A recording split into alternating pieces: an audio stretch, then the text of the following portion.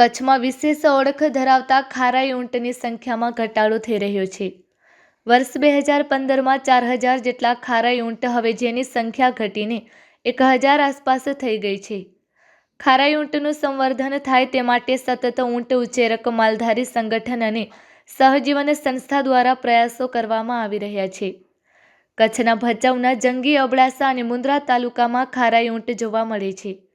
હાલમાં ખારાઈ ઊંટના ચરિયાણ માટેનો પ્રશ્ન ઊભો થયો છે।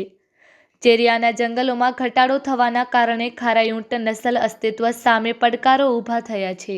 ખારાઈ ઊંટ મુખ્ય ખોરાક ચેરિયાના ઝાડ છે।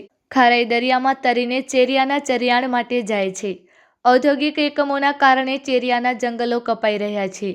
ખારાઈ ઊંટના સંવર્ધન માટે કચ્છ યુનિવર્સિટી ખાતે સેમિનારનું આયોજન કરવામાં આવ્યું હતું, જેમાં સહજીવન સંસ્થા, ઊંટ પાલકો, પશુપાલન વિભાગ, ફોરેસ્ટ સહિત વિભાગો દ્વારા મહત્વની બેઠક યોજી હતી, જેમાં ખારાઈ ઊંટ અને ચેરિયાના સંવર્ધન માટેની ચર્ચા કરવામાં આવી હતી।